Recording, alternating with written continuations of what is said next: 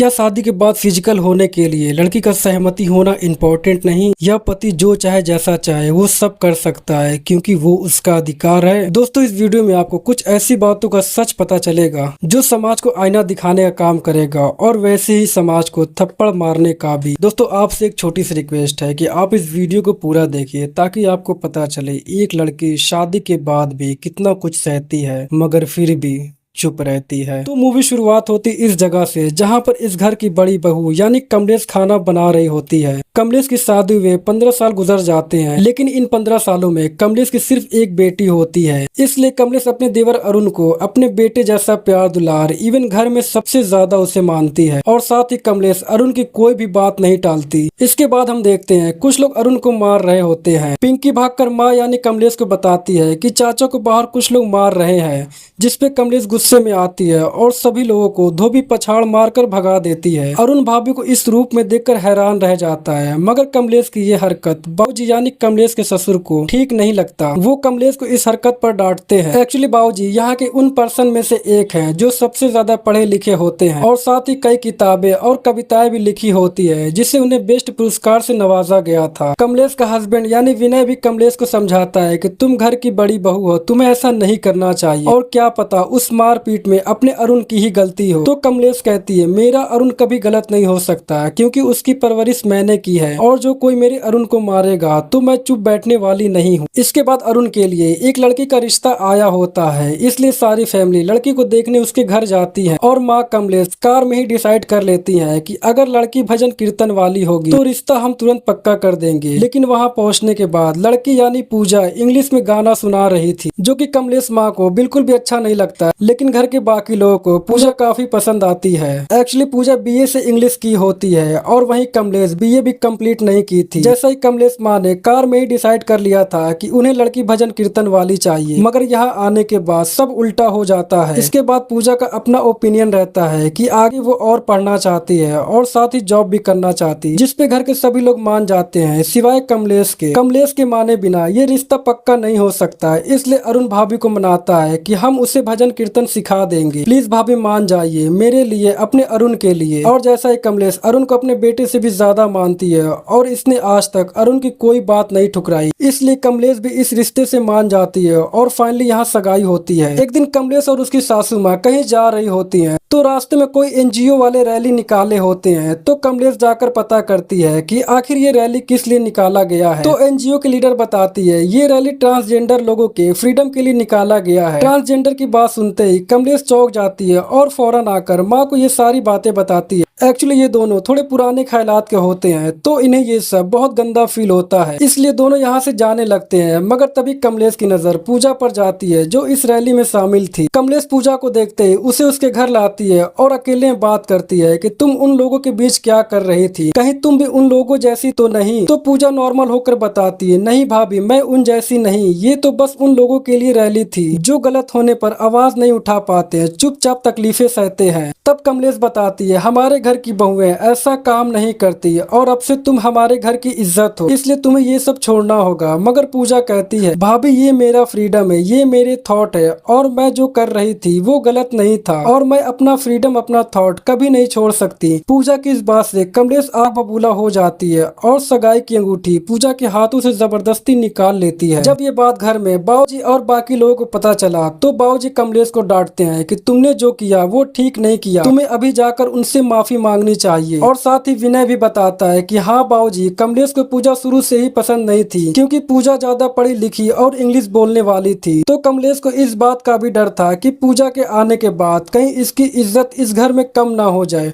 और ये सारी बातें कमलेश ने मुझसे कल रात बताई थी। बाबूजी और घर के सभी लोग कमलेश को समझाते हैं कि तुम्हारा इस घर में जो जगह है वो कभी किसी के आने से कम नहीं होगा, लेकिन अभी तुमने गलती की है तो पूजा के घर जाओ, उससे और उसकी फैमिली से माफी मांगो। मगर कमलेश माफी मांगने को हरगिज तैयार नहीं होती। फिर बाबूजी ने अरुण को इशारा किया और अब अरुण समझाता है कि भाभी पूजा अच्छी लड़की है और मुझे पसंद भी है, तो प्लीज मेरे लिए माफी मांग लीजिए।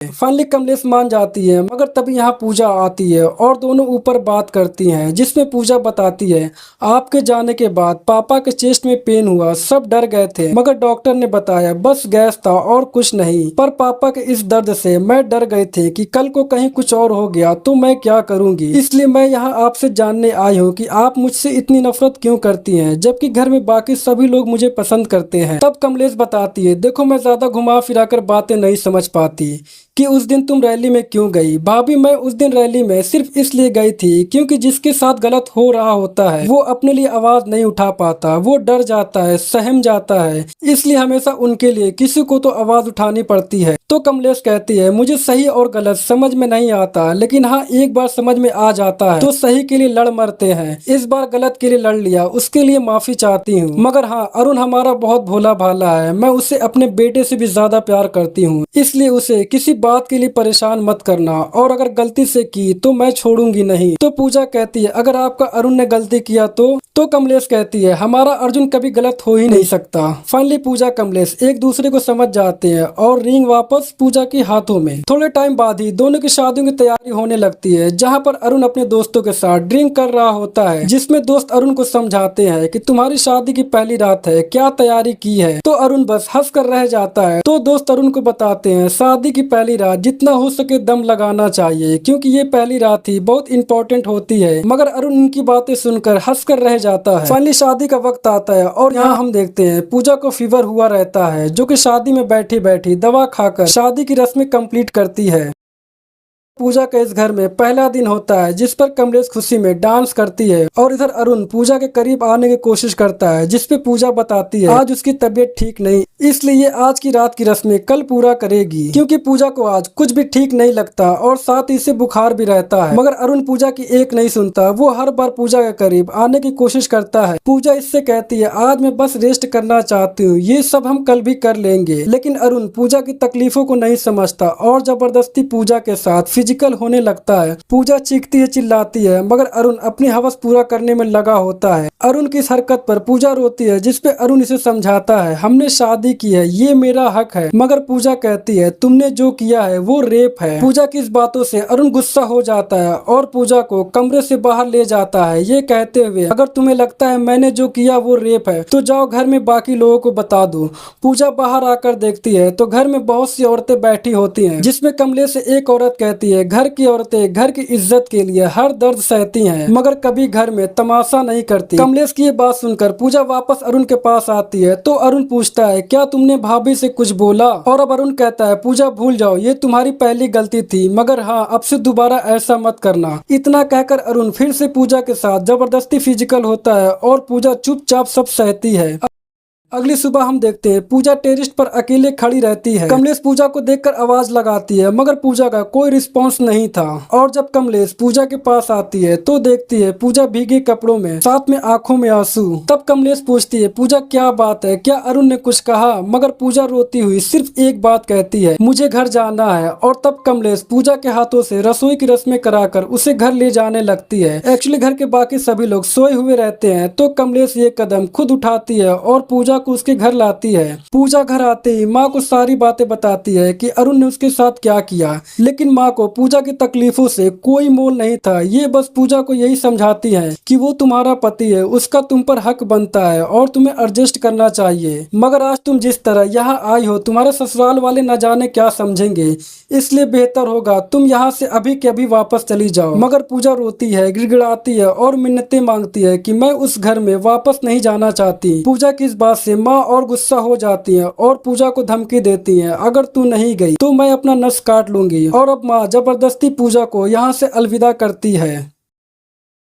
तभी रास्ते में अरुण का कॉल आता है और कहता है आप दोनों लोग कहाँ हो, आपको पता है कि हम दोनों को हनीमून पर जाना है। हनीमून की बात सुनते ही पूजा डर जाती है और बाथरूम का बहाना कर कमलेश का हाथ छुड़ाकर भाग जाती है। कमलेश इसे बहुत ढूंढने की कोशिश करती है, मगर पूजा कहीं नहीं मिलती। जब ये बात घर वालों को पता चलता है तो सब कमलेश को डांटते हैं और साथ ही अरुण से भी पूछते हैं कि आखिर सुबह होते ही पूजा अपने घर क्यों गई। मगर अरुण चुपचाप होता है और साफ कहता है कि मुझे नहीं पता वो क्यों गई, क्योंकि हम दोनों लोगों में ऐसी कोई बात हुई ही नहीं थी। और फाइनली अब घर के सभी लोग पूजा को ढूंढने में निकल जाते हैं, क्योंकि पुलिस कंप्लेन होगा तो बाबूजी की बदनामी होगी। तभी कमलेश को वो एनजीओ वाली लड़की दिखाई देती है, तो कमलेश इससे सारी बातें बताती है। फिर ये लड़की अपने ग्रुप में सभी लोगों को इन्फॉर्म करती है और खुद भी पूजा को ढूंढने निकल जाती है। थोड़ी देर बाद ही पूजा का पता चल जाता है। तब ये लड़की पूजा के पास आती है और उसके ऐसे भाग जाने का रीजन पूछती है, मगर पूजा खामोश कुछ नहीं बोलती। तब ये लड़की पूजा की हिम्मत बढ़ाती है, अपनी तकलीफों से कभी नहीं भागना चाहिए, उसका सामना करना चाहिए। और पूजा सच बताऊं तो तुम्हारी जेठानी कमलेश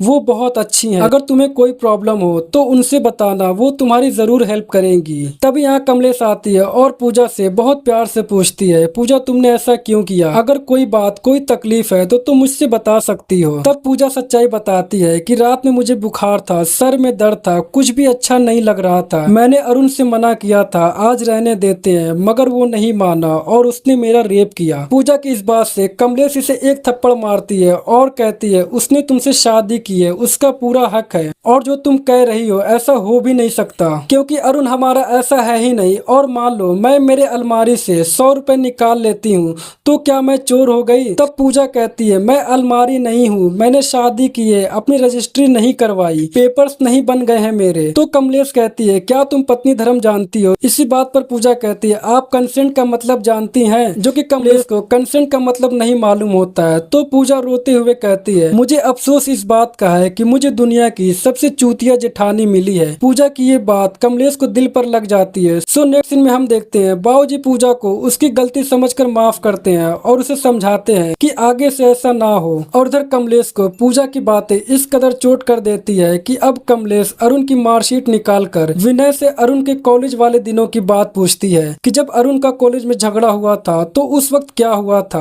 कहीं कोई लड़की का चक्कर या हमारे अरुण की गलती तो नहीं थी। मगर विनय कहता है आज तुम्हें क्या हो गया है, बीती बातें क्यों पूछ रही हो? मगर कमलेश अपनी बातों का रट लगाए रहती है कि मुझे बताओ उस दिन क्या हुआ था। तो विनय बताता है ना ही कोई लड़की का चक्कर था, ना ही हमारे अरुण की गलती थी, और अरुण की गलती होगी भी कैसे, क्योंकि उसकी परवरिश तुमने की है। तब कमलेश कहती है मैंने अपनी जिंदगी में कुछ भी नहीं किया, ना ही मेरे पास डिग्री है और ना ही मेडल, जो है वो बस हमारा अरुण है। हमें तो गर्व बस इस बात का है कि हमने अरुण की परवरिश की है, और अगर कभी अरुण गलत निकला तो मैं तो जीते जी मर जाऊंगी। अगली सुबह अरुण पूजा हनीमून के लिए निकलते हैं और पूजा सिर्फ कमलेश को देखती है जैसे अपनी नजरों से उससे कुछ कह रही हो। इसके बाद कमलेश उस एनजीओ वाली लड़की यानी सोना के पास आती है और उससे कहती है सोना एक बात मुझे अंदर से खाए जा रही है, तो मैं वो तुमसे बात पूछूंगी, मगर बात जो भी हो वो सच सच बताना, क्या मैं चूतिया हूँ?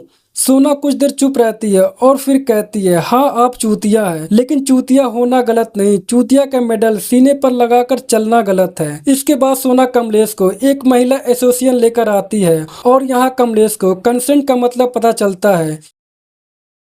इसके बाद कमलेश अपने मन की बहुत सारी बातें पूछती है कि पति के ना का क्या मतलब होता है। पति पत्नी के रिश्ते में तो सब कुछ हो सकता है, शादी में तो हमारा तन मन धन सब कुछ पति का हो जाता है। कमलेश के इन सारी बातों का जवाब यहाँ डिटेल में मिलता है, जिस पर ये लेडी बोलती है सिर्फ शादी हो जाने से एक लड़के या लड़की का अपने शरीर से उसका अधिकार खत्म नहीं हो जाता। सेक्सुअल कंसेंट एक प्रॉपर्टी जैसा नहीं है कि एक बार बैनामा रजिस्ट्री करा ली तो कुछ भी करने से पहले पूछने की जरूरत नहीं। हर सेक्सुअल एक्ट से पहले कंसेंट यानी सहमति जरूरी है, और अगर कंसेंट ना हो तो वो सेक्सुअल एक्ट रेप कहा जाएगा। कमलेश ये बातें सुनकर हिल जाती है। तो कमलेश कहती है मगर अच्छे फैमिली का लड़का, अच्छा परवरिश वाला लड़का ऐसा तो नहीं करेगा। तो ये लेडी कहती है देखिए फैमिली को ऐसा लगता है कि वो अपने बच्चे को बहुत अच्छे से जानते हैं, लेकिन हमेशा ऐसा नहीं है। कमलेश ये सारी बातें सुनकर चौंक जाती है। इसके बाद हम पूजा अरुण को देखते हैं, जहां पूजा अरुण से बात करती है कि मुझे अब तुमसे डर लगने लगा है, मगर मैं फर्स्ट नाइट को भूलकर अब आगे बढ़ना चाहती हूँ, इसलिए मैं चाहती हूँ हम दोनों कुछ भी करने से पहले एक दूसरे को अच्छे से जान लेते हैं दोस्त बनकर।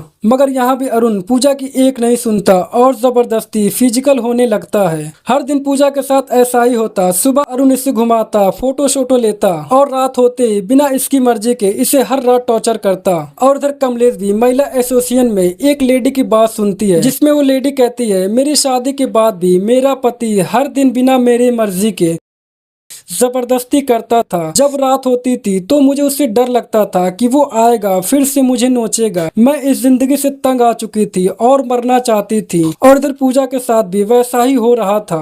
मगर आज की रात पूजा बहाने से बाथरूम आती है और अपनी जिंदगी पर रोती है। कुछ देर बीतने के बाद जब पूजा नहीं आती है तो अरुण परेशान होकर पूजा को बुलाने आता है, तो पूजा डर जाती है और कहती है अब मुझसे नहीं होगा, मैं नहीं कर सकती। मगर अरुण ना करने की हर बार वजह पूछता है। तब पूजा पीरियड्स का बहाना कर लेती है। पीरियड्स की बात सुनते ही अरुण का मूड ऑफ हो जाता है, मगर हवस की आग में अरुण अब पूजा से पीरियड दिखाने को बोलता है ताकि इसे यकीन हो पूजा झूठ नहीं बोल रही। अरुण की इस बात से पूजा डर जाती है। अब उसके पास कोई रास्ता नहीं बचता बचने को, इसलिए पूजा एक ऐसा कदम उठाती है जिसे सुनकर आपकी रूह कांप जाएगी। एक्चुअली पूजा पीरियड्स आ रहा है ये साबित करने के लिए और इस अरुण से बचने के लिए पूजा अपने प्राइवेट पार्ट पर ब्लेड मार देती है। इसके बाद हॉस्पिटल का सीन दिखाया जाता है जहां पर पूजा एडमिट थी और यहां फैमिली के सभी लोग आ चुके थे। तब अरुण भाभी से बताता है कि लेडी प्रॉब्लम हो गई है लेकिन ब्लीडिंग जरूरत से ज्यादा हो रहा है। कमलेश जब डॉक्टर से मिलती है तो डॉक्टर बताती है ये पीरियड्स की ब्लीडिंग नहीं है, एक्चुअली पूजा की वेजाइना में ब्लेड से कट लगे हैं। डॉक्टर की ये बात सुनकर कमलेश हिल जाती है और बाकी लोगों को वापस घर भेजती है, ये कहकर कि मैं यहाँ सब संभाल लूंगी। इसके बाद कमलेश पूजा के पास आती है और ऐसा किसने किया पूछती है। तब पूजा बताती है ऐसा मैंने खुद किया, थक गई थी अपनी जिंदगी से क्योंकि अब बर्दाश्त नहीं हो रहा था। उसे देखते ही पूरा बदन कांपने लगता था। उससे बचने के लिए मैं कुछ भी कर सकती थी तो मैंने कर लिया। आपको तो अब भी लगता होगा कि मैं झूठ बोल रही हूँ, तो प्लीज आप बस एक बार वहाँ ब्लेड रखकर देख लीजिए और खुद से पूछिए कि कोई भी लड़की झूठ बोलने के लिए क्या इस दर्द से गुजर सकती है। कमलेश पूजा की बात से पूरी तरह सदमे में आ जाती है और घर आकर पूजा की कई बातों को करने की कोशिश करती है, मगर वहाँ ब्लेड ले जाने पर ही कमलेश को उस दर्द का एहसास हुआ और अब कमलेश खूब रोती है। इसके बाद कमलेश अरुण के कैरेक्टर सर्टिफिकेट को गौर से देखती है और उसे कई टुकड़ों में फाड़ देती है, और साथ ही अरुण की दी घड़ी जिसे कभी कमलेश अपने हाथों से निकालती तक नहीं थी उसे भी तोड़ देती है, और साथ ही अरुण की फोटो भी जला देती है। और अब पूजा से कहती है तुमने सही बोला था, तुम्हें दुनिया की सबसे चूतिया जेठानी मिली है। मुझे थोड़ा वक्त लग जाता है सही और गलत समझने में, मगर जो सही समझ लिया तो उसके लिए लड़ मर जाते हैं और अब सही हिसाब करेंगे। कमलेश अब डिसाइड करती है कि जिससे जिससे ये गलती हुई है, जिस वजह से आज तुम्हारी ये हालत हुई, मैं किसी को नहीं छोड़ूंगी, सबको अरेस्ट करवाऊंगी। और कमलेश डायरी में सबसे पहले अपना नाम लिखती है। इसके बाद हम देखते हैं अरुण हॉस्पिटल आता है पूजा को ले जाने, क्योंकि आज पूजा को डिस्चार्ज होना था, मगर यहाँ आने के बाद इसे पता चलता है कि पूजा को कमलेश पहले ही ले जा चुकी है। और तब अरुण डॉक्टर से कुछ बातें कंसल्ट करता है कि हमारी अभी नई नई शादी हुई थी तो अब से हम अपना फिजिकल रिलेशनशिप कब से कर सकते हैं। पहले तो डॉक्टर अरुण को पहचान नहीं पाती कि ये किस पेशेंट के बारे में बात कर रहा है, मगर जब अरुण बताता है कि ये पूजा का पति है तो डॉक्टर आग बबूला हो जाती है और कहती है तुम्हारे जैसा इंसान अब तक बाहर क्या कर रहा है, तुम्हें तो जेल में होना चाहिए। तुम्हारे बीवी के प्राइवेट पार्ट पर 2 बार ब्लेड से काटा गया है, और जब ये बात मैंने तुम्हारी भाभी को बताई थी तो वो ऑलमोस्ट बेहोश हो गई थी, और तुम मुझसे ये पूछ रहे हो कि फिजिकल रिलेशनशिप कब रिज्यूम कर सकते हो। डॉक्टर की ये बात सुनकर अरुण सदमे में चला जाता है, मगर डॉक्टर की इससे कोई फर्क नहीं पड़ता। डॉक्टर पूरी बेइज्जती के साथ अरुण को अपने केबिन से बाहर भगा देती है। दोस्तों ये इस वीडियो का फर्स्ट पार्ट था। सेकंड पार्ट आपको इस वीडियो को डिस्क्रिप्शन में सेकंड पार्ट का लिंक मिल सकता है, या फिर आपको राइट में सेकंड पार्ट का वीडियो दिखता होगा। अगर फिर भी ना दिखे तो आप वीडियो सेक्शन में जाकर इसका सेकंड पार्ट देख सकते हैं। तो दोस्तों मिलते हैं नेक्स्ट पार्ट में। Thank you friends.